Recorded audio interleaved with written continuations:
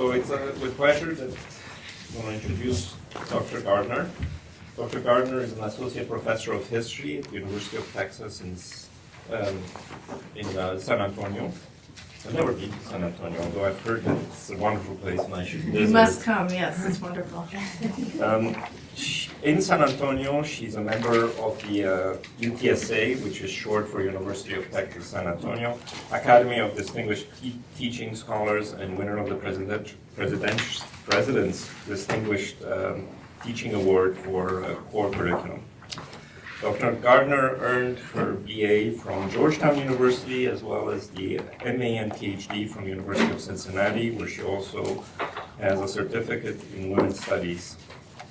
Her research focuses on women's health, technology, and healthcare, as well as women in the military. Her most recent work focuses on the history of diabetes since insulin and explores medical technology and patient experience at the intersection of this past century. And definitely tests for diabetes are probably one of the oldest tests that didn't involve necessarily physicians. So it'd be interesting to hear about diabetes. Thank you for that introduction, and thank you to Dr. Schlick and Dr. Rosenberg for inviting me, and thank you for all of you for being here. This has been a great past 24 hours and every day, and I'm learning so much, so I appreciate all of that. The therapeutic era of diabetic care, often marked by the discovery of insulin in 1921, has been framed by a faith in self-care.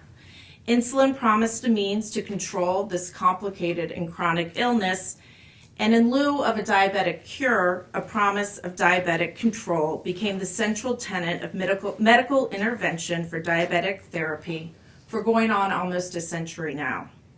As Christopher Feutner and others have argued, the remarkable therapeutic intervention of insulin offered an incredible therapy, but simultaneously ushered in a new era of patient self-care that included an exhaustive list of patient responsibilities that ranged from careful monitoring of diets and sugar levels to daily medication. Although diabetologists, clinical diabetic educators, and public health experts have long worked to standardize the best diabetic practices, and these most oftenly pivot around diet, exercise, and medication, the current rates of diabetes, and I focus particularly in the United States, but of course this is a global epidemic, but the current rates of diabetes in the United States and throughout the world and the diabetic complications that exist indicate that this diabetic narrative of control, and I would say it's often overlaid with a promise that it's simple to control, needs to be revisited. This paper examines diabetic self-narratives of care and considers how people with diabetes have curated the practices that they follow and those that they don't, the selected technologies that they adopt and those that they reject, and their participation in this daily care and the work that that involves. As a quick note, although theories of diabetic control have become more nuanced over time, and we can discuss this more in question and answer if you'd like, I do just want to offer a general overview of the terms that I'm using. Diabetes referring to a condition where one's body does not make enough insulin or does not use the insulin in the body well enough to convert glucose into energy. Insulin acts as a bridge to remove sugar from the bloodstream and convert it to energy. And diabetic control refers to the daily effort to build the perfect bridge, not too much and not too little, by precisely calculating medication, diet, and exercise. Throughout this paper, reference to normal blood sugar or the quest for normal blood sugar captures the promise of replicating the non-diabetic body. So I want to open this discussion with an advertisement published in the 1980s, and I'll take a minute so that you can at least glance at it. I'll read parts of it, so if you can't see the text, don't worry. But in this advertisement, which is curiously for a button infuser, which I put in the list of rejected technologies that was quickly discontinued, But I choose to open with this ad for two reasons. The first is that the 1980s captures a transformational moment in the diabetic narrative, when the promise of control is coupled with a new home technology that completes the loop of providing patients with all the clinical information they need to engage in the best practices of care. Specifically, it is the era of home blood glucose monitoring. Secondly, this image and the discussion highlighted here, and if you notice the title, it's called The Search for Tight Control, captures many of the nuances evident in this history and narrative. It's the promise of home medical technology, but at the same time, its failure to provide a life free from the complications and burdens of disease. As you will quickly notice, this advertisement featured a wizard who apparently has insight to effective diabetes treatment. To be sure, it appeared in a decade when diabetic magazines were advertising numerous diabetic technologies. This one is from Diabetic Forecast, and within this issue, there were also injection devices such as this one, home blood glucose monitors, Lancet mechanisms, and more. These popular advertisements targeting the diabetic consumer market reached out to diabetics with promises of better diabetic lives. 6 decades after the discovery of insulin, the dialogue evident in this advertisement, I think, captures the elusiveness of diabetic control. As we see here, the mother of a type 1 diabetic appeals to the wizard, not a doctor, not a healthcare professional, to ask how she can better manage her son's diabetes. She says, "Wizard, I need your wisdom about our son's diabetes. I've tried everything.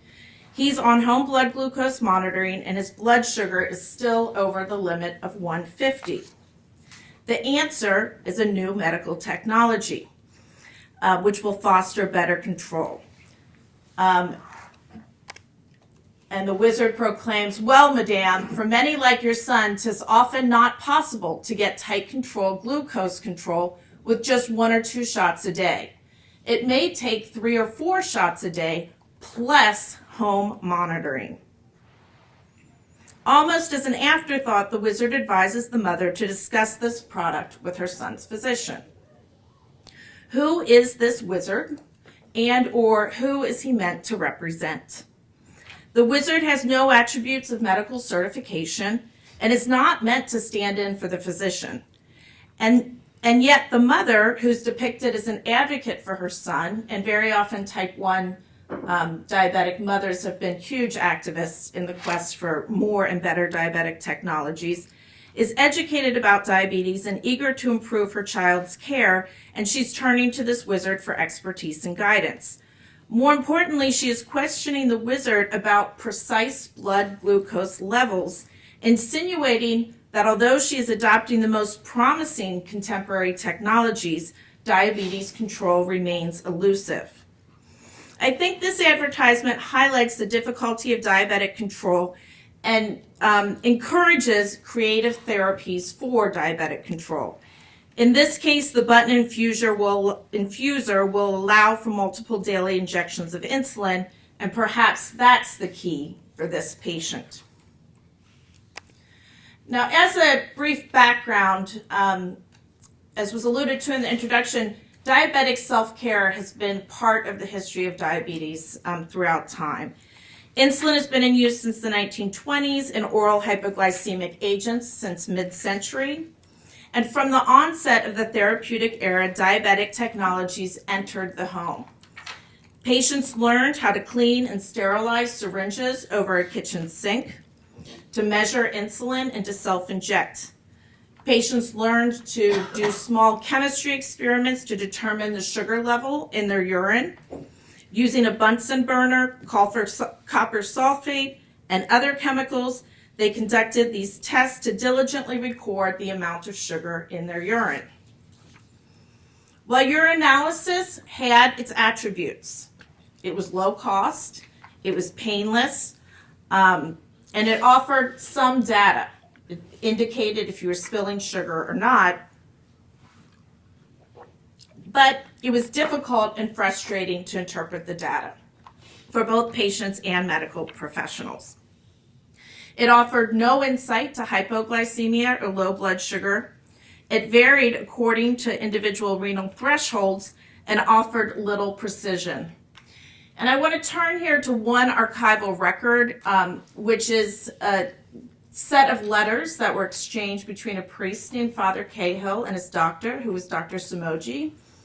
And he was a very assertive patient who worked very hard, but they had a letter writing exchange for about a year. And he would batch his letters weekly to tell his physician what he was doing.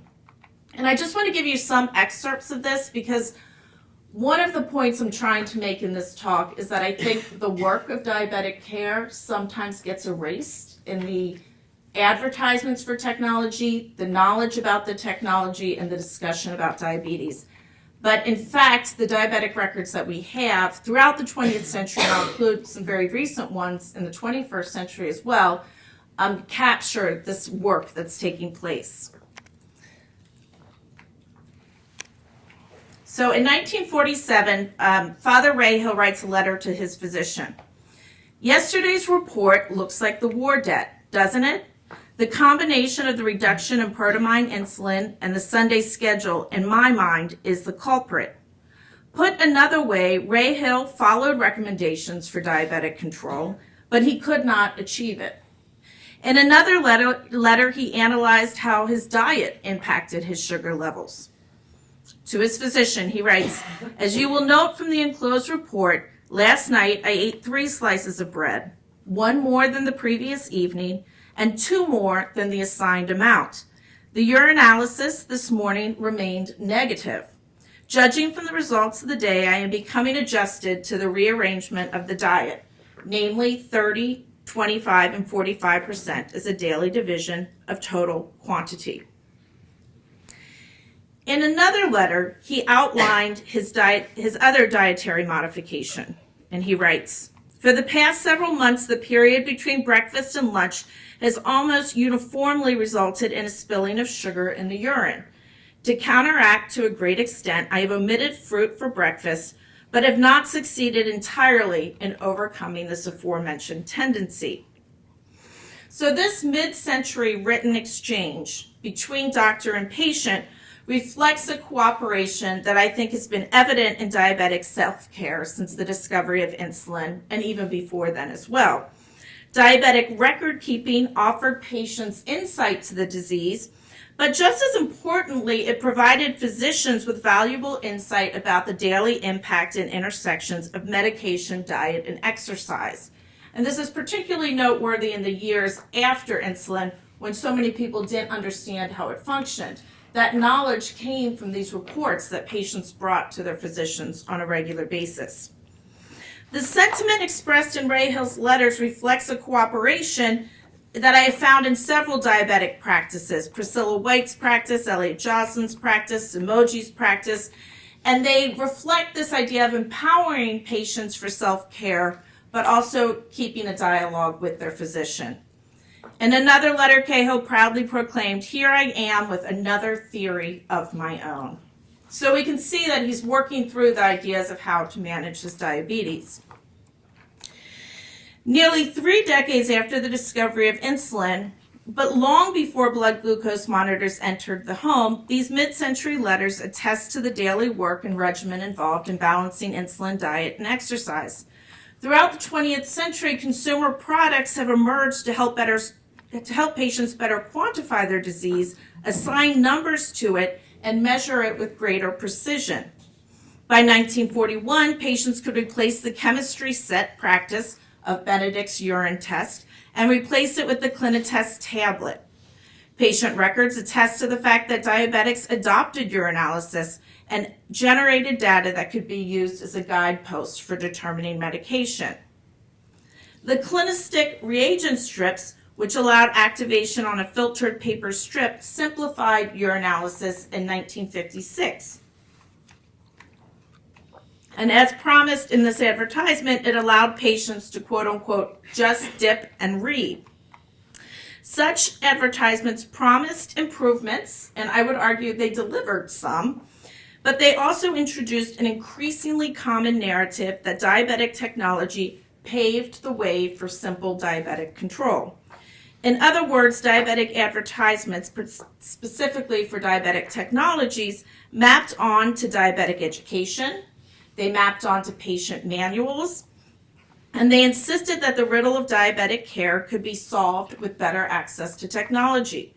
Throughout this discourse, the physician is often on the sidelines, and in the history of diabetic self-care, patients continually have access to this data and technology where they can define their disease and how they respond to it. At the same time that the CliniStick entered the market, a few lone voices suggested that more routine blood glucose monitoring might replace urinalysis. Instant readings of blood glucose could indicate immediate knowledge of the sugar level and capture low blood sugar levels. Priscilla White, who was a really influential diabetologist of the era, particularly in gestational diabetes and juvenile diabetes, she suggested blood glucose monitoring in the 1950s, but it got very little currency. Within the next decade, however, the technology emerges in dramatic ways, and some of this is because of the changing in testing the blood and ways to test sugar, but the testing equipment also became smaller, and manufacturers began imagining ways that this technology could move from hospital and clinical settings to physician offices. They were not designing it to move into patient homes. So in an effort to encourage physicians to purchase blood glucose monitors, the Beckman Glucose Analyzer advertised its product in the 1969 journal Lab World.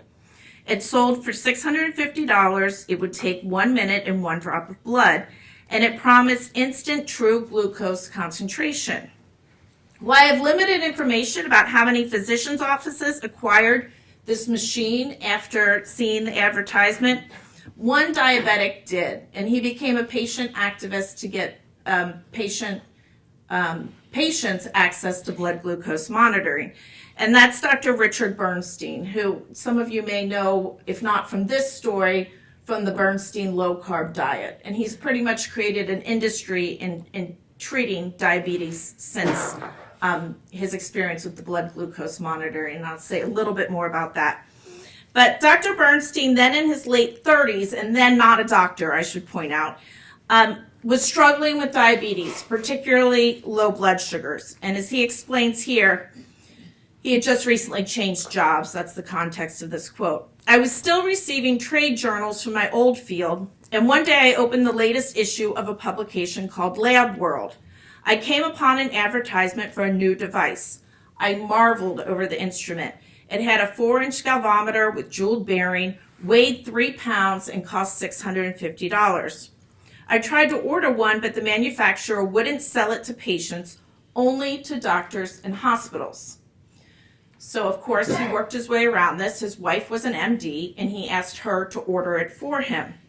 I had the opportunity to interview Bernstein, and the passion he has in his writing is equal to the passion he carries this many years later about diabetic care. And I think he's a very influential person. But the other thing I would argue is that he's very diligent in terms of his belief in the amount of work that goes into diabetic care, both his daily acts of diet, his daily acts of what is near him and what he carries around him, his routine, and more. So he sets expectations that, if you're familiar with Jocelyn's expectations in the early 20th century, are very on par with that. The technology helped him, and it helped him dramatically. But when he tried to share the story with others, he could not gain an audience. He submitted journal articles to document his experience with the meter, dietary adjustments, and adjustments to his insulin dosing, but no medical journal would publish his ideas.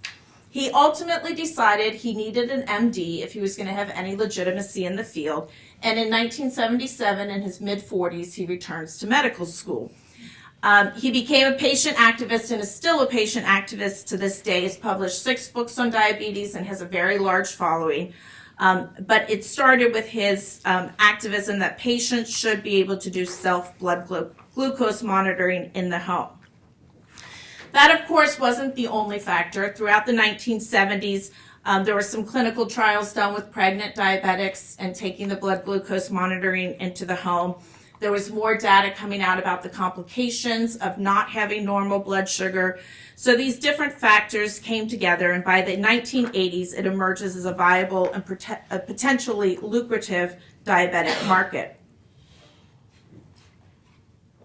Several diabetic companies entered the home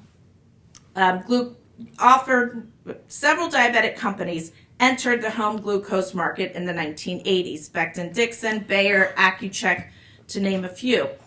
The practice of blood glucose monitoring was changing rapidly. As a diagnostic home medical technology, diabetic companies competed for the diabetic market, and they advertised their machines' accuracy, the value of this blood glucose data, and the promise of control, which of course had been a narrative in the history of diabetes for many decades at that point. The role of the doctor again took a marginal role, and perhaps with daily diabetic practices as well. In fact, I would argue the diabetic patient became the authority of the disease, and the modern diabetic technology gave the tools that were needed for precise control. And we see a real shift to the language of precision in this era. Interestingly, diabetic companies came together after a few years and centered the patient's voice in advertisement. And in fact, you can compare the advertisers, and for about 18 months, Accu-Chek tried centering the doctor instead of the patient, but they dropped that campaign. So I don't think it was very effective. So their early ads had the doctor centered at the middle and said, approving of this technology. But the other companies were putting the patients front and center, and that seemed to be the more desired advertising technique. The featured diabetic was what we would call a quote-unquote good diabetic, generally fit, slim, and an active, often part of a family, and almost always very, very happy. Often they were independent and successful, and the text reinforced this. So let me just read some of the text from these advertisements. I'm going to give you 3 examples. The Ames Dextro system promised you get accurate and instant digital readings of glucose levels anytime, anywhere, as often as you want. You can know immediately whether your blood glucose is up or down, so your diet and or insulin can be adjusted on the basis of actual information, not feelings. You can achieve better control in the course of daily routines and a greater freedom in your lifestyle. Ames controlled the conversation about BGM, that's blood glucose monitoring, depicting the good diabetic as one who monitored by quantifying their disease, not discussing the feelings of the disease. Moreover, the narrative promised greater freedom. As a second example, ChemStrip BG asserted, with self-testing, most diabetics can achieve blood glucose levels that stay within normal range and help put an end to the mood swings and other discomforts of sudden leaps and falls in blood sugar. Many diabetics find that they have a sense of control of their disease for the first time, that feeling that my life belongs to me again. And then as a final example, LifeScan included a handwritten letter by 7-year-old Drew McFadden who wrote, "Dear LifeScan, thank you very much for my glucoscan meter. I can work it very well now, and I know it is really going to help control my diabetes." And so while these patient experiences are centered, they're also centered with a pharmaceutical company who has a particular end in mind. And they're making dramatic promises, but I would argue they're creating a patient narrative that says, if you do this, diabetes can be controlled. I think there are important narratives in the late 20th century that reinforce the promise of technology as a solution to this chronic illness. The home became an increasingly medicalized space, and the patient a recognized authority on diabetes control.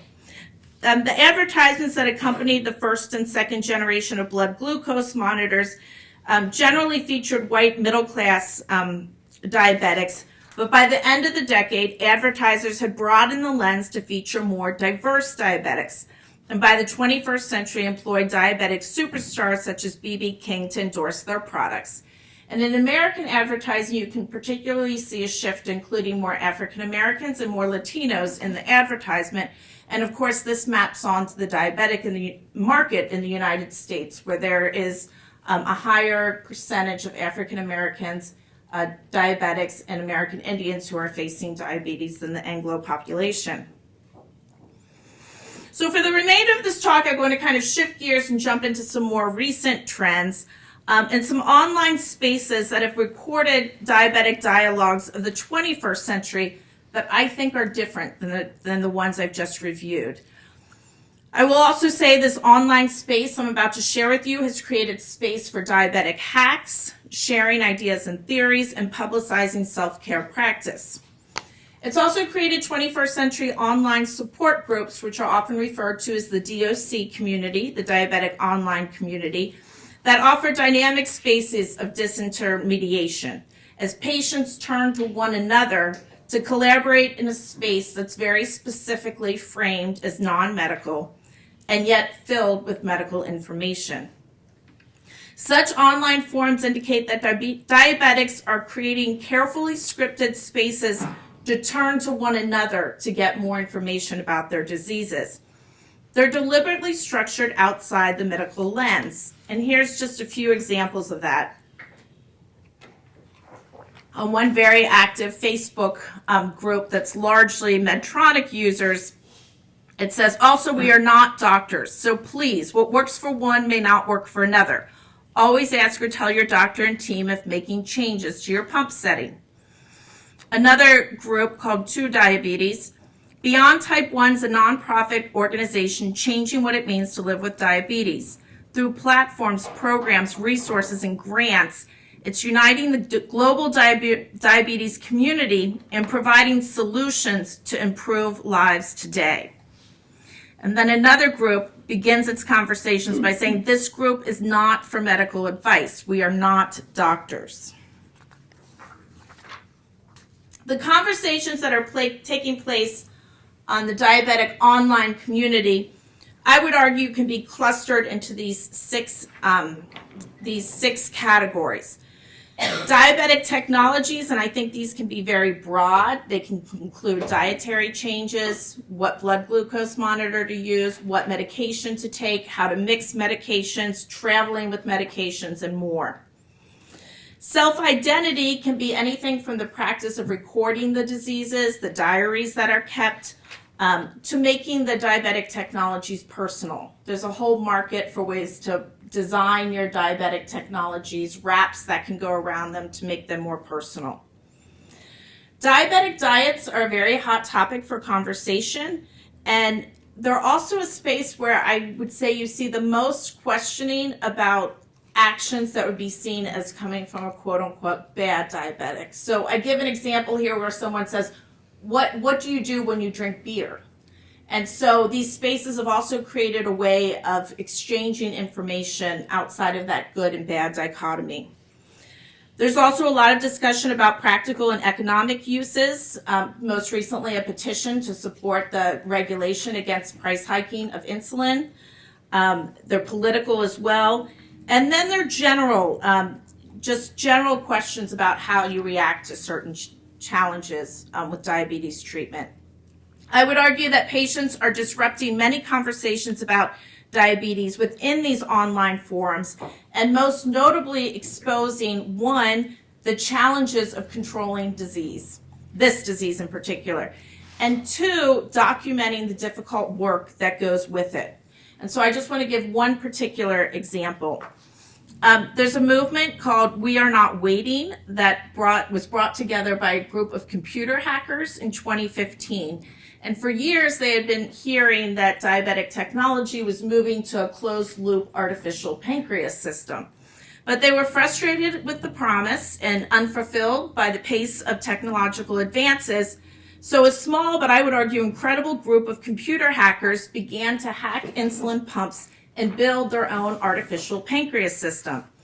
Unable or unwilling to wait for large diabetic companies to complete this task, this group of hackers adopted an open source forum where they share algorithms and ideas for building their own systems. And they also make a point of saying they're moving outside of the market, that this makes the technology more accessible for everyone. Open APS is a basic closed-loop APS technology. It's widely available to anyone with compatible medical devices who is, quote-unquote, willing to buy their own system. Hackers define the technology as safe and powerful, But importantly to this conversation, it is designed by and for diabetics. The most popular use is transmitting data to phones and back, parent surveillance, and louder alarms. Although the FDA has expressed safety concerns for the system, the community insists that the product is safe and improves their quality of life. Such hacking is an extreme example, but it captures the powerful knowledge that diabetics are willing to share with one another. And it also captures the reality that modern technology has not solved the problem of diabetes, and it has not reduced the work that's involved in self-care. As one person who wears an insulin pump offered, the problem with the pump is it gives you so much control, it can be a bit too much. You get the pump and people say, wow, you're cured, but my condition has just become 10 times more complicated. If I invest time into it and learn how to use it and adapt it and to customize myself, yes, it can help, but I still have to manage it and I still have to work with it. Diabetic patients engage in strategies that allow them to live with the disease daily, and it impacts decision-making even in mundane areas such as eating. And in the interest of time, I think I'll skip these few pages, but what they do is the online communities have talked about the daily acts of eating and what diabetics can do to modify their diets and tips that they can use. And again, they're taking the discourse outside of diabetic educators who often say there is no diabetic diet, but the diabetics are expressing they still feel like there's something they're supposed to be following and what happens if you move away from that. So let me jump to my conclusion.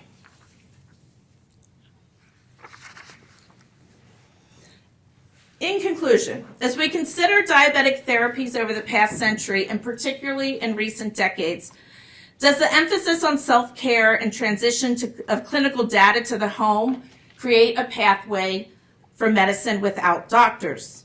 Yes and no. I believe diabetic technologies have provided enormous power for diabetics with access to the technology and with education about the disease.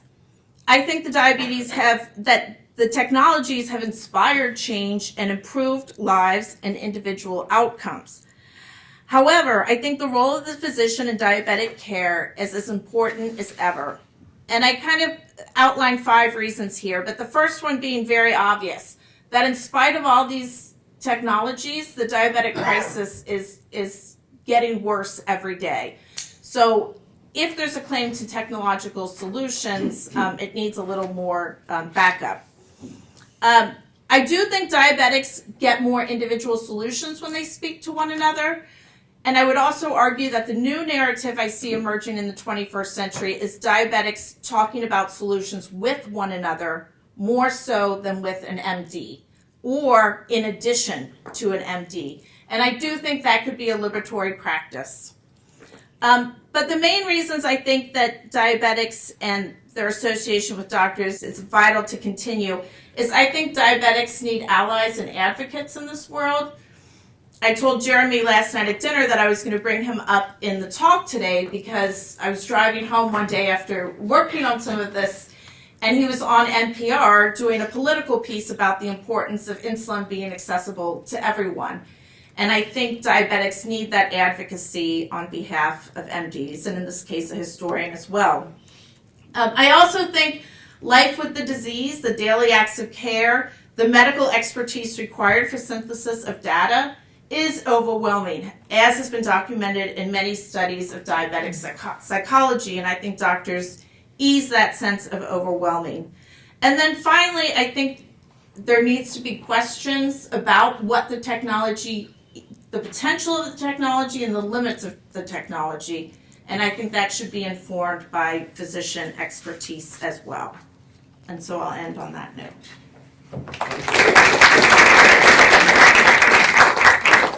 Questions? Thank you so much. That was a wonderful talk. I wanted to ask you a question about the ads. Yeah. So my understanding of what you were arguing is that the ads remove the doctor and are placing this notion of precision control onto the technology, Right. and empowering the patient by saying you're And I wonder to what extent you think maybe the ads are displacing agency onto the technology, not onto the patient, because it seemed like the common pattern in them all was this painting this technology as magical. Like, I would argue that wizard is the button infuser, and the mother is a damsel in distress, completely disempowered, right? Damsels in distress have no agency. Right. And then the language of the other ads you brought in are about how these are magical cures, they're instant, they're everywhere. And you talk about how they kind of erase the work of diabetic care, which is papering over really the work of the patient. So I wonder to what extent maybe these ads, by depicting the technology as magical and this kind of instant solution, is actually displacing agency away from the patient, not empowering them. Well, I agree with you. I think it does that, but I also would say taking blood glucose monitoring in the home was magical, and it did have great clinical results, and it still has great clinical results. But I agree with you. There's something that concerns me about the fact that this message is being created by companies who have an interest in selling the technology, and that they often are using patient voices to get their ideas across. The other thing is, I think there's a pattern here. As new diabetic technologies come out, and you can see it with the different urinalysis tests, there have now been 4 generations of blood glucose monitoring. There's now continuous blood glucose monitoring. And they're all the language of, this simple tool will now solve the crisis. This simple tool will now solve the crisis. So I believe in technology. I believe in access to technology. But the faith in it, as we watch the statistics on diabetes get continually worse, there needs to be a way to think about this. Dr. McNamara? So thank you very much. I really like that. I have a great interest in the ketogenic diet, so I'm just curious, because I'm sure you must have talked to people, because I actually think this is the classic paradigm of the patient taking the control away from the doctor and taking the onus on themselves. So as you probably know, nutritionists, many physicians are actually very much against the ketogenic diet because of, and really they've taken people like Tim Noakes to court. They tried to get him barred from medicine. You know, orthopedic surgeons in Australia have been disbarred from talking because they're not nutritionists. Like, it's a very aggressive field. And yet what's the most interesting thing to me is that the patients themselves have looked at YouTube or looked at whatever they've looked at, gone on ketogenic diets, cut their insulin and medication requirements.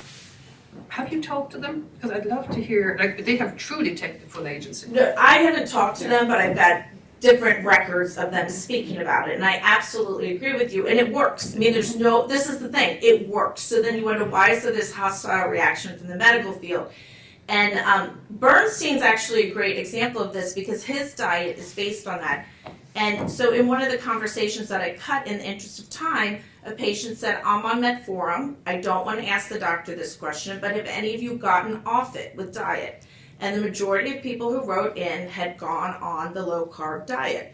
And the concern, and so that was paralleled by, it works for me, your doctor might not like it, but do it. And so those kind of conversations are taking place. And that's what I think is interesting about this 21st century conversation.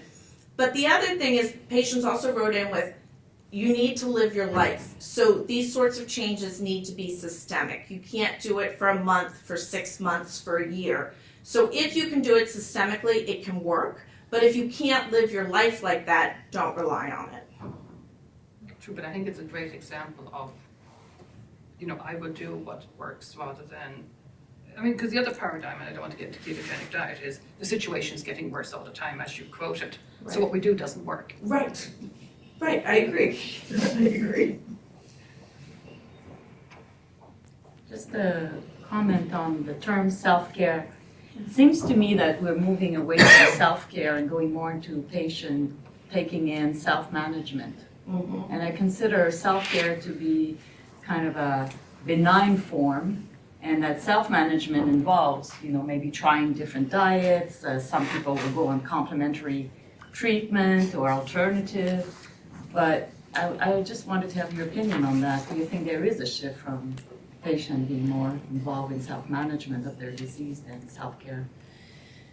I'm not sure if this is what you're getting at, but I'd like to answer it this way. I think one of the trends that's taking place is with self-care, to me, that indicates kind of a holistic reckoning with the disease.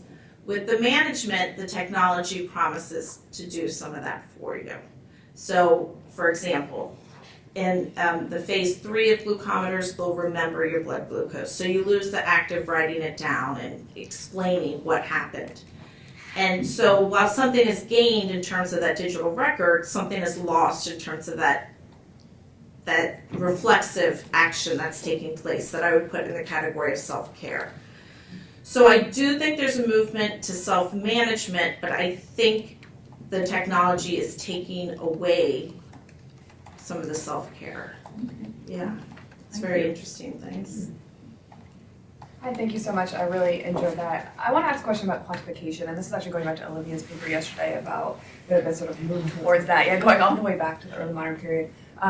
So in the Wizard advertisement, I noticed she said my son's level 150, right? It was actually so almost labeling him whether or not he's at that level. And you said this very provocative phrase at one point. You said in the 80s, the advertisements go to say the good diabetic quantified and didn't talk about how the disease felt or the feelings of the disease. Just wanted you to sort of invite you to talk more about that quantification impulse and do you see this especially on these forums of people talking about themselves in terms of their numbers? Yeah, the numbers are really important. In fact, and this might just be a trend, these things happen on blogs and in forums, but one of the trends in the last several months has been to wake up in the morning and post your blood sugar and say, I'm 132 today, or, and that's all you have to say. So they definitely have great currency. What's interesting to me is when and how the numbers got meaning. So for example, in the early 80s, it strikes me that if her son's 150 and below, that's compared to all the medical studies that are coming out, he's in pretty good control. But of course, she wants it tighter. And so who decides what these numbers are and how do they change over time? And I think the numbers have led to a way of quantifying the disease that takes away the patient's, in many ways, all the factors that go into the patient's decision making. I think one interesting thing that's going on, the data shows us that, hemoglobin, so in the 80s and 90s, a couple diabetic complications trials made it very clear that A1C numbers matter, long-term control matters, and they map on to complications. And so the quest for normal blood sugars began. But how low does that A1C need to go? And that's what I think is really interesting. Recently, the New York Times wrote an article that was talking about the older diabetic population, and that diabetic advice is changing because some patients who are seeking tight control, as they get older, they're too tightly controlling their disease. They're having too many hypoglycemic incidents, and there's no reason that they need to have their sugars as tight as they are. And so in some ways, I think the numbers have created a discourse that can make it, it can take the conversation out of the work. And so I think there's a risk in that. Yeah, thank you. I'm going to ask a question, and I think I was here yesterday morning, I wasn't here yesterday afternoon, and obviously I was here this morning.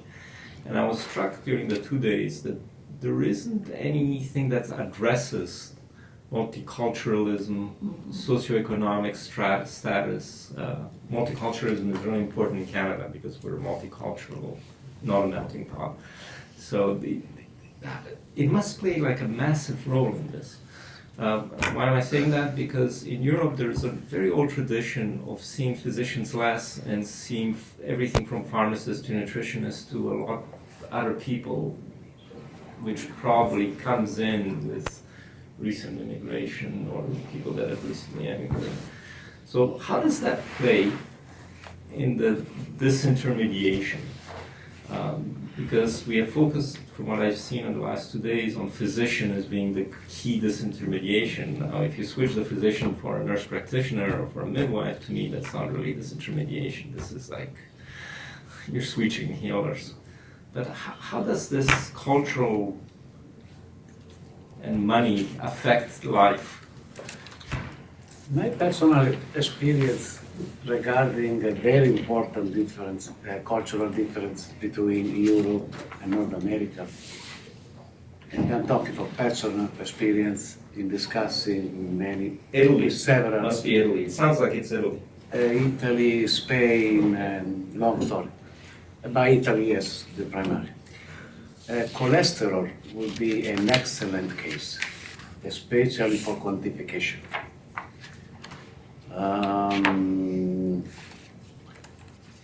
While in North America, speaking about how low must be, I noticed that in North America, and especially in the United States, the number is going lower and lower. And in Italy and also in Spain, I noticed that I must be very precise here. The patient's complete behavior. The patient is really a human being. Your behaviors are fundamental within the quantification. Instead, I noticed that in North America, and especially in the United States, the number is absolutely sometimes more than crucial, because the number becomes an urgency, no? And therefore, in turn, will provoke other problems. And another issue about multiculturalism regarding the patients that also is missing. The way that the patients, because we are all patients, the way that we receive the information, and there are many instances where the language that we receive, especially in multilingual communities, can have a real impact. For instance, there are many communities that are not monolingual. And the way that the physician relates to you, or you relate to the physicians in expressing particular symptoms, and this is a long story from antiquity, but just recently there begin to be a very strong interest in the definition, in the oral definition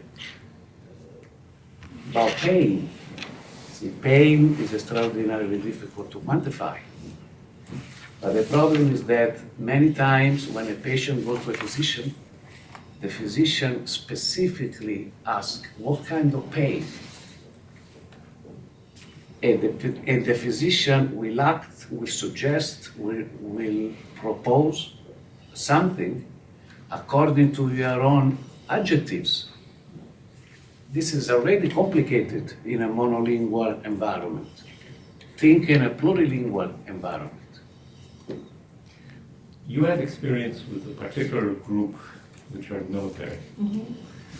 Is there a difference that you've noticed between military construct versus civilian construct in terms of diabetes, in terms of the way they perceive, approach things? Yeah, so I want to answer your first question and duck your second question, and here's why. My work in Women in the Military is a female veterans oral history project, so it's very particular. And why I am getting some glimpses of health, I don't think it's going to get to the answer that you're seeking or even a discussion of it.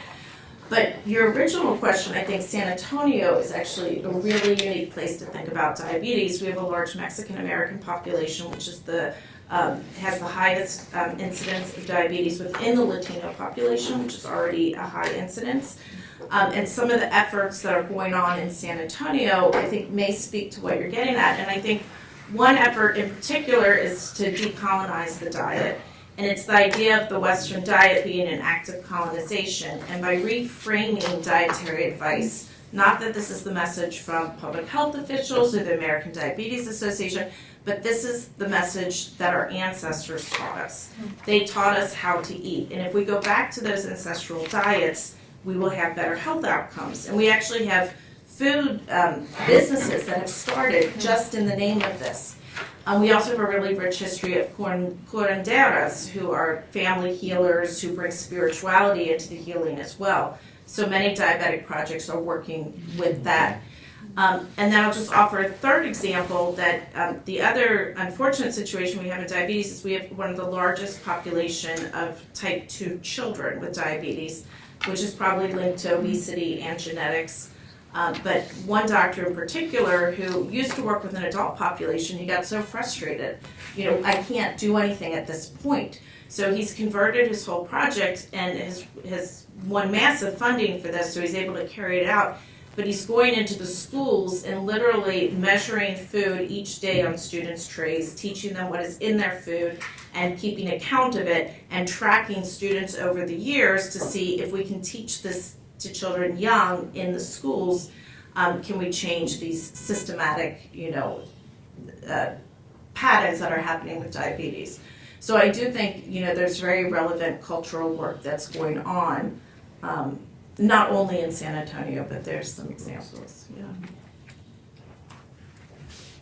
Thank you so much for your talk. I think that your answer to my question is probably no, but out of curiosity, have ads or members of the diabetic community appropriated the ideas of the body positivity movement, which is more inclusive of a range of body sizes, sort of to suggest that diabetes may not be as serious a pathology as doctors claim, or at least the disorder disease is reframed as something manageable? So I think this is what you're asking, and I think the answer is actually yes. So I think let's use B.B. King as an example, and I should have fleshed that out a little bit more, but he's not your image of a fit, trim athlete, and he's being used as a key representative for diabetic blood glucose monitors. Patti LaBelle is someone else that they've used. And so what I find interesting in some of these ads in the 21st century, the manufacturers of blood glucose monitoring are doing a better job diversifying the face of diabetics, sometimes than the public health campaigns. And they're also doing a better job with different body types. Everyone's not thin and fit. They're recognizing people who might appear a little above average in weight, but they're exercising in their images. They're claiming they're doing what they can to get their health right. So I think there is a movement actually to welcome different body sizes as active and healthy diabetics. Now, the intent there, it might be to expand the market, but I think it's a powerful message just the same. Is that what you were getting at? Yeah, I guess I'm trying to figure out if larger body types are sort of seen as something that's antithetical to the medicalization, pharmaceuticalization of diabetes. I understand what you're saying, that they're enlisted, the imagery in ads, but I wonder if there's a separate conversation or a separate space on YouTube where people just say, screw it, So no need for medical consultations, no need for all of these things that are expensive, I think I'm okay. Okay, so I haven't found that on the internet, but I have been seeing it lately in other sources. I'll give you just two, these are anecdotal examples. But on the way here, I was watching a show on the, plane, and it's a Fox show. It's called The Intern, I think. But they had a type 2 diabetic featured. So he's in the ER because of a foot problem. He has gangrene. His foot, all 5 toes are black. And when the new intern goes to feel his toe, it falls off. This is how extreme it is. He's obese, and he's ordering food delivered to the hospital room. So every time they go into the hospital room, he's eating pizza.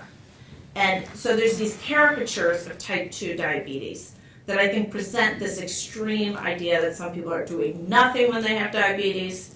They show up with gangrene in their feet, and, so be it. And so, and then another friend of mine is taking a nursing curriculum, and she showed me a slide that was in the nursing curriculum, which was just giving points about how to distinguish type 1 diabetes, gestational diabetes, type 2. And they used cartoon images, but the cartoon image for type 2 was an obese woman, like with a tank top slipping off her shoulder, eating a caramel. So, I mean, I do think, I haven't seen, and I'll look for it, I mean, it might exist and it just is not something I've looked for, but I haven't seen a community where people are engaging in that behavior and publicizing it, but I have seen popular references to that behavior. But I'm not sure that I understand the question in what sense, because it strikes me that factually, I'm not an endocrinologist, but factually, from what I know, type 2 diabetes is associated with obesity. And if you want to get rid of type 2 diabetes and you're obese, get rid of the obesity as part of the treatment. It may go against self-perception, it may go against the whole issue of the way you perceive yourself and so on, but it's a fact that if you lose weight, you get rid of that. So you accept the diabetes or you accept the weight, you know. Right, but I think there are probably some members of the diabetic community who may want to, for various reasons, or again, sort of depathologize their diabetes, perhaps as a way to avoid constant surveillance, surveillance from their doctors, surveillance from drugs, using it perhaps as an excuse to say, you know, I just don't want to have to go down the medical pharmaceutical path. And particularly in the United States, where, you know, obesity rates are high, but where the costs of seeing physicians and the cost of insulin are also so high. I could see that even in the face of these facts being something that enables individuals to say, no, I'm not worried about it. I'm not worried about it yet. I'll wait till I have gangrene. So that's what I call a real serious informed consent is needed. Yes. Sort of as a related question, do you see any of the patients or people online defining control differently? Like I was really struck by this term tight control, and so are people defining it differently either numerically or otherwise? Absolutely.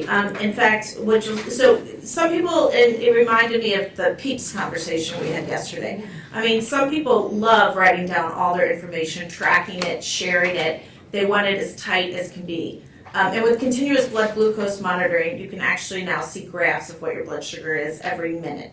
And so they'll put pictures of their graph and they want to keep it as tight as possible. But there's other people who are writing in and saying, you know, be gracious to yourself. You need to live your life. If this isn't for you, it doesn't have to be done. And so that's where I think the 21st century is offering a different discussion than I see in the 20th century in terms of the 20th century seems very didactic in some way, that you must do A, B, and C. And the 21st century seems to be recognizing a little bit more patient agency and ways to think about the nuances of you may be able to do A, B, and C with your diet, you may be able to do A, B, and C with your testing, figure out what works for you. And the reason I think this might be liberatory is not because I don't think the message of the 20th century is correct. And to your point, lose weight, right? But it's not happening. So how do you come up with a way of improving life? Maybe not the best remedy that the evidence suggests, but a way that improves life and responds to the disease. And make that something that's legitimate and recognize it as something that people are working on. And not that you're a bad patient or you've failed. And I think those margins are getting a bit broader in the 21st century, at least within the diabetic community, but I would say outside it as well. Like many in diabetic education don't want to use the word diabetic diet anymore. Many in the medical field don't want to use the term non-compliance anymore. So there have been shifts to recognize broader margins in this. Thank you for your talk. What about the 22nd century? What do you see coming up for diagnosis and care? Right now, is this the end of the best there is? Yeah. It's an excellent question, and it's one that I really struggle with in terms of, I also think as historians, we look at the past and we say, well, what does it tell us in terms of how we can apply this to the future? And one of the reasons I find this project so daunting is I'm not sure what to make of everything at this point. I think, the easiest answer is there's a technological solution because it's the only thing we've had that has worked for some people, but it's not working for the majority of people. So how do we break from that framework and think about something that would have much broader application? I actually think something like a sugar tax is necessary, and I would love to see that happen. I think when we see entire communities affected by a disease or something that's going on that's environmental, that's far beyond individual choices. But imagining that and do I really see that happening by the 22nd century are two different things. So I like your question, and I'm going to think about it more. But at this point, I don't know. Thank you, Rita. Your remark about the different cultural contexts and that whole dimension remind me of something that I've been struck by almost all of our presentations up to now. So we've talked about doctor-patient, taking the doctor out of that relationship, and then what remains for the patient was often or is often expressed in the language of consumption, of buying something. So if we're talking about technology, it's about choosing the right technology, choosing the right product. So it's the language of the consumer that is being it's being applied to that as it is, and that might be a cultural phenomenon. That's a particular, but it needs to be explored. So I don't know the answer, but I would guess it should be different, let's say, in a European country than in a North American country, different in Canada than in the US. So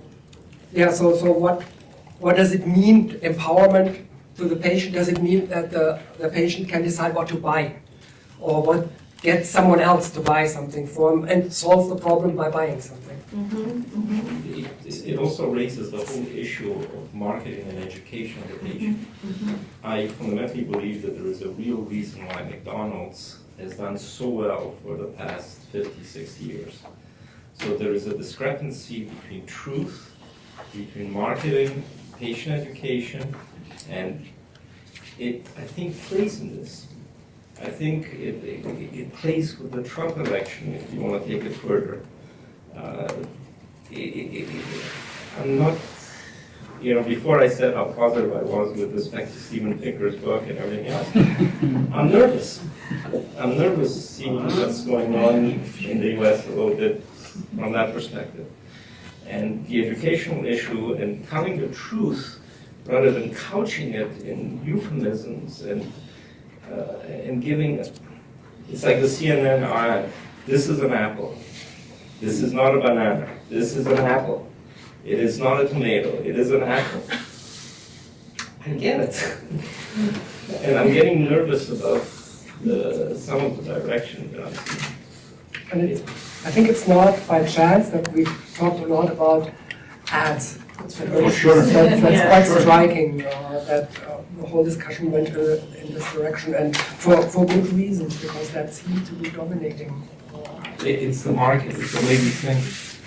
And I keep going back to the HIV experience. I was going to put up Katie.ca. Katie.ca is a Canadian HIV group. It's like wonderful, old from the beginning. And HIV went through this phase where there was a Nobel laureate. Well, I don't know if you remember this, who actually said that HIV is not the cause of AIDS. It was a gentleman out of Nobel laureate out of UCLA. It was interesting the way this thing was pushed aside by everybody, not just by physicians and scientists. I don't know. Anyway. Could I just make a comment? I totally agree with you saying education. So the question is, how do you actually educate the populace? Specifically this populace. And because the truth is, whether we like it or not, I mean, I do have problems with saying to people that being obese is okay. My real problem is what are we doing to ensure, particularly the poorer section of society, because it tends to be predominantly class-based. dare say it, in North America. So the truth is, but there was a fantastic example about 6 or 7 years ago about I think it was a U.S. college. I can't remember. It was one of the top colleges, and he wanted to teach the people to think. And the way that he wanted to teach them to think was he actually decided, and I was just talking about it earlier, that they would make up something that was totally false, but it had to be obnoxious. So they actually made up something called the Last Pirate of Chesapeake Bay. And so this whole class got together and they made the whole story up, and you put them on Facebook, you put them, I don't even think Twitter existed, but they put them on all of this, they put them on Wikipedia, they put them on everything. And then he sort of said, now look at the internet and tell me if you think it's true. I mean, we know it's false. And then he said, now I want you to take it back. I want you to put in place something on the internet that will take it back. This made them think, it made them understand that we have to also look at different ways of changing it. But he was nearly sacked from the university because a group of parents said, you're teaching my children to lie. And so we're left with the conservative formation. I mean, the truth is the future is not in teaching people the way we used to teach them. The future is engaging people into understanding that decisions they're making are serious decisions. They're not fluff, they're not small. And I totally agree with you, Andre. It totally behoves us to find ways of educating specifically the children to begin with, and later the parents, on how to actually think critically and find real information, whether it's about vaccines or whether it's about food or whether it's about... Well, don't get me started on vaccines. And I would just like to add that, and I think if you want to, I'm sure you can still find it on Wikipedia, the trial of the Last Pirate of Chesapeake Bay. So thank you very much. Thank you again very much. So we'll break for lunch, which I think is in the back somewhere.